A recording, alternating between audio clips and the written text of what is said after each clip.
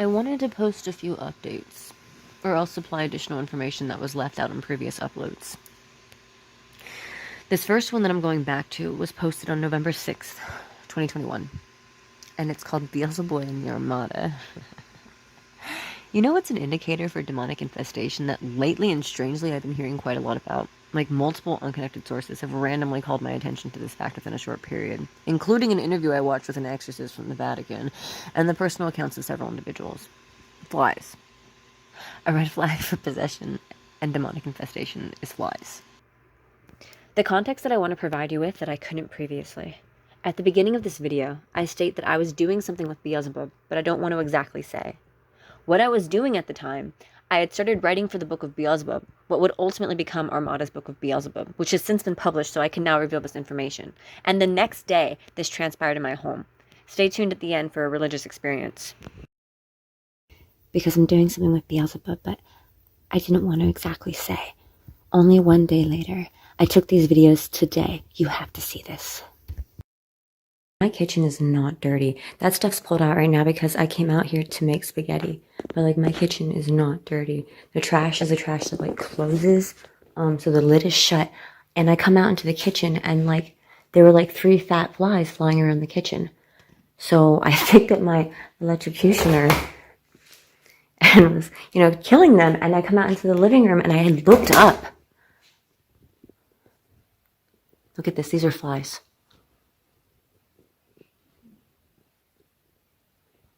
I have no idea whether, like, I'm actually working with some stuff with Beelzebub right now. So this is super interesting to me because my kitchen is not dirty. Like, where are they coming from? These aren't even fruit flies. These are like fat ass flies. I heard the same thing happen to my boyfriend when he was working with Beelzebub. Okay guys, so I just made a video saying how I'm working with Beelzebub and I come out and there's just tons of flies everywhere. And my kitchen is not dirty like I showed my kitchen. And then I came out into the living room and I looked up at the ceiling and there were just flies all over the ceiling. So then I get up on the bar stool to start, like, zapping them. And one of them is still alive and it falls to the ground. So I'm like, I get down here to kill it. And look at this, dude. They're on the ground. They're fucking on the ground too. They're everywhere. Let me take you back many, many years ago, whilst I was a non-believer, in the grips of a fever. This was a fever dream that I once had. But I kept telling everyone it felt like a serious break from reality. It did not feel like a dream. This isn't quite flies, but it's similar enough that it triggered my memory. And I do think it's wise to embed as many of my experiences as possible into my YouTube channel. We know what happened to my Facebook logs, and I would like to plant what I can within these videos in case more stuff gets lost. Forgive me. So, flashing to the past. I was so sick. I really thought that I could die. This was years and years ago. I was freshly discharged from the ER, but we had yet to fill my prescription, and I dreamed a dream rather profound. When this occurred, I was suffering from a serious sleepwalking problem. There was so much going on. Like, I want to talk about one thing, and there are just so many things that I want to talk about, and I don't want to start juggling these topics, so... but yeah, I had a serious sleepwalking problem, and it was terrifying.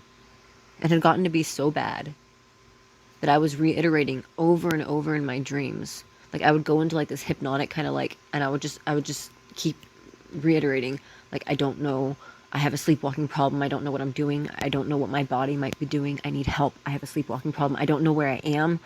And I'd taken to repeating these things in my dreams, hoping that were I to be sleepwalking again, my mouth might speak the words out loud, alerting others around me in the waking world that I was not in control. It was terrifying. In this instance, in my dream, I was hypnotically repeating, I have a sleepwalking problem, I don't know what I'm doing, I need help, in case I might be sleepwalking in real life. And as I looped and looped, a man approached me and instructed that I was to follow him. But he moved too quickly. Like, I followed him for a while, and then he got too far ahead of me, and I became lost. And I beheld a staircase with a section dividing it down the middle into 2 parts. Which is, like, examining this dream, this is obviously like a metaphor, but in the dream, it literally presented in this fashion. So I beheld a staircase, and it was divided in the middle into 2 parts, and I was on the lower half. Unsure of where the man had gone, and whether it might have been up the stairs. I began climbing over the median, at which point he reappeared at the foot, beckoning me back down. He advised me again to come with him, and this is a direct quote. He warned me that the managers are watching you. So this man brought me before a demon prince, who announced himself, providing me with a name that I could not retain, nor comprehend. I made conscious efforts to remember his name from the moment it was said. I paid rapt attention. At that time, I was already logging these kinds of experiences that were happening. So when I was brought before the demon prince and he gave me I tried to remember his name. And as soon as it was issued, it slipped away. I could not keep it. It didn't sound human. All I wrote when I finally woke was that it started with a D, but I lost it from the second that it was given. Even though I was consciously attempting to retain it, it's gone. So I had been forced to stare into like a staticky television set as the demon prince spoke. I was facing sideways so that my head was like determinedly turned away at an awkward angle. I tried, but I could not move. I was frozen, staring into this TV as he spoke to me. And presumably he wanted me to grant him access into my new residence, or where I had gone to stay in real life, not in the dream. Like in real life, I had gone to a new place and was staying there when this unfolded. But so presumably he wanted me to grant him access into this new residence. Despite being a non-believer, a lot of shit kept happening around me, so much so that it was not the first time that I slipped into another hypnotic session of mine, and I began chanting and looping, "That which would harm me is not welcome. That which would harm me is not welcome. That which would harm me." And he responded by declaring that my actions were disrespecting him personally. He said, "You were personally disrespecting me." And like the power in his voice. I assumed my word choice would automatically imply that he was already welcome so long as he didn't harm me. But it was almost as though he needed an explicit admission. When I finally rephrased it to, "If you do not harm me, you are welcome," the atmosphere abruptly shifted, and he called out in a booming voice, "Did you hear that? She says we're welcome." And the furniture, all of it, just erupted with bugs. Just out of the cushions, everything was covered in bugs. So that was my fever dream. But I was an atheist. I was a militant atheist. I was in denial. I was hardcore in denial. I probably have mentioned in previous videos that my mother is a witch. And I mean, technically I sold my soul to the devil when I was 10 years old.